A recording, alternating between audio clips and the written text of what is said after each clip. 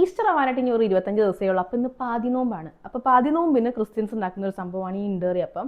ഇവിടെ അമ്മ ഇണ്ടേറിയപ്പം എന്ന് പറഞ്ഞിട്ടാണ് കേട്ടോ ഞാൻ കേട്ടേക്കുന്നത്. ബാക്കിയുള്ളവർക്ക് എന്താ പറയാമെന്ന് എനിക്ക് അറിഞ്ഞൂടാ. അപ്പോൾ നമുക്കിന്ന് അത് ഉണ്ടാക്കിയാലോ? ആദ്യം നമുക്ക് ഉഴുന്നും പച്ചരിയും കൂടെ ഒന്ന് കുതിർത്താൻ വെക്കണേ. ഇനി ഇതൊരു ഇഡ്ലി മാവിന്റെ കൺസിസ്റ്റൻസിയിൽ അരച്ചെടുക്കാം കേട്ടോ. 1 കപ്പ് പച്ചരിക്ക് 1 കപ്പ് ഉഴുന്ന്. ഈ റേഷ്യോയിൽ അരച്ചെടുത്ത സംഭവം നമുക്ക് 2 മണിക്കൂർ റെസ്റ്റ് ചെയ്യാൻ വെക്കാം. പെട്ടെന്നാവാൻ വേണ്ടിയിട്ട് ഞാൻ കുറച്ചു നേരം വെയിലത്ത് വെക്കുന്നുണ്ട് കേട്ടോ. നെക്സ്റ്റ് പരിപാടി ചുവന്നുള്ളി അരിഞ്ഞെടുക്കണേ. ഇതിങ്ങനെ അരിയാൻ നിന്നാൽ ഇഷ്ടംപോലെ സമയം എടുക്കില്ലേ എന്ന് ചോദിച്ചാൽ ഇഷ്ടംപോലെ സമയം എടുക്കും. പിന്നെ എനിക്കിതിപ്പോൾ തന്നെ തീർത്തിട്ട് വേറെ പണികളൊന്നും ഇല്ലാത്തത് കൊണ്ട് ഞാൻ പതുക്കെ പതുക്കെ എരിയുന്നു. തിരക്കുള്ളവർ വേറെ വല്ല വഴി ഉണ്ടെങ്കിൽ കണ്ടുപിടിക്കണം ഈ ഉള്ളി മൊത്തം എരിയാൻ. കാരണം ഉള്ളി ഉണ്ടെങ്കിലാണ് ഇതിനൊരു ടേസ്റ്റ് ഉള്ളൂ. ഇതേപോലെ ഒരു 2 ബോൾ അരിഞ്ഞെടുത്തിട്ടുണ്ട് കേട്ടോ. നമ്മൾ ഈ ഇണ്ടേറിയപ്പം ഉണ്ടാക്കുന്നത് ഈ ഉരുളിയിലാണ്. ഉരുളിയിൽ എന്തുകൊണ്ട് ഉണ്ടാക്കണേന്ന് ചോദിച്ചാൽ അമ്മ ഉരുളിയിൽ ഉണ്ടാക്കാൻ പറഞ്ഞു. അതുകൊണ്ട് ഉണ്ടാക്കണം. എന്തിനാ ഉരുളിയിൽ ഉണ്ടാക്കണേ? എന്തിനാ ഉരുളിയിൽ ഉണ്ടാക്കണേ? പാത്രത്തിൽ ഉണ്ടാക്കിയ പോരെ?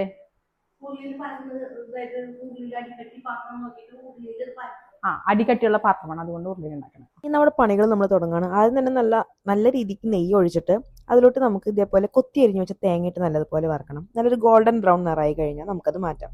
ഇതേപോലെ തന്നെ ഒരു ബൗൾ ഉള്ളിയും ഇതേപോലെ ഒരു ഗോൾഡൻ ബ്രൗൺ നിറാവുന്നത് വരെ മാറ്റി വെക്കണം കേട്ടോ. ഇനി നേരത്തെ നമ്മൾ അരച്ചു വെച്ച മാവിലോട്ട് ഈ തേങ്ങാക്കുത്തും ഉള്ളിയും 1 കപ്പ് തേങ്ങ ചിരവേതും കൂടി ചേർത്ത് നല്ലതുപോലെ ഒന്ന് ഇളക്കണേ.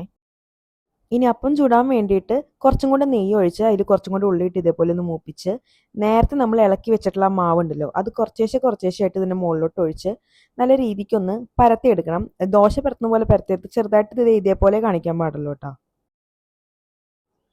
ഇത് കഴിഞ്ഞാൽ നമുക്കിത് ഒരു ചില്ലിൻ്റെയോ അല്ലെങ്കിൽ ഏതെങ്കിലും ഒരു മൂടി കൊണ്ടൊന്ന് ഒരു 10-15 മിനിറ്റ് ഒന്ന് മൂടി വെക്കണം. സിമ്മിലിട്ട് വേവിക്കണേ.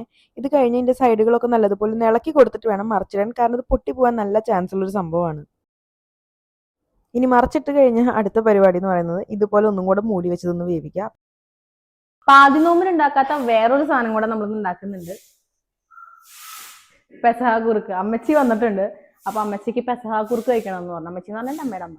അപ്പോൾ അതുകൊണ്ട് ഇന്ന് അതും കൂടെ നമ്മൾ ഉണ്ടാക്കുന്നുണ്ട്. ഇതിനായിട്ട് 2-ാം പാലും 3-ാം പാലും എടുത്തേക്കുന്നത്. ഇതിലോട്ട് 2 സ്പൂൺ അരിപ്പൊടിയും ആവശ്യത്തിന് പഞ്ചസാരയും ഇട്ട് നല്ലതുപോലെ ഇളക്കി തിളച്ച് വരുമ്പോൾ അതിലോട്ട് തൈമ്പാലും കൂടെ ഒഴിച്ച് കുറച്ചൊരു നുള്ള് ഏലക്കും കൂടി ഇട്ടാൽ നമ്മുടെ കുറുക്ക് റെഡിയായി. ഇത് ആക്ച്വലി പെസഹ വ്യാഴാഴ്ച ഉണ്ടാക്കുന്നതാണ്. പിന്നെ അമ്മച്ചിക്ക് വേണമെന്നൊരു ആഗ്രഹം പറഞ്ഞപ്പോൾ നമ്മൾ ഉണ്ടാക്കിയെന്നേ ഉള്ളൂ. അങ്ങനെ ഇത് ഉണ്ടാക്കി കഴിഞ്ഞിട്ട് ആദ്യം തന്നെ അമ്മച്ചിക്ക് തന്നെയാട്ടോ സംഭവം കൊണ്ട് കൊടുത്തത്. ആഗ്രഹം പറഞ്ഞ ആൾക്ക് തന്നെ അത് കൊടുത്തു. ആൾക്ക് ഈടായിട്ട് കൈ വരയ്ക്കുന്ന നല്ല പ്രശ്നമുണ്ട് കേട്ടോ. അതുകൊണ്ടാണ് കൈ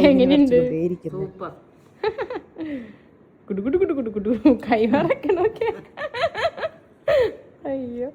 അപ്പൊ നമ്മൾ നമ്മുടെ ഇണ്ടേറിയപ്പം ഉണ്ടാക്കി കഴിഞ്ഞു. അവരവിടെ കഴിക്കുന്നുണ്ട്. ഇനി ഞാനും പോയി കഴിക്കട്ടെ. Okay, bye. പിന്നെ ഇഷ്ടപ്പെട്ടെങ്കിൽ ഒന്ന് ലൈക്ക് ചെയ്താൽ സബ്സ്ക്രൈബ് ബട്ടൺ കൂടി ഒന്ന് ഞെക്കിയേക്കണേ.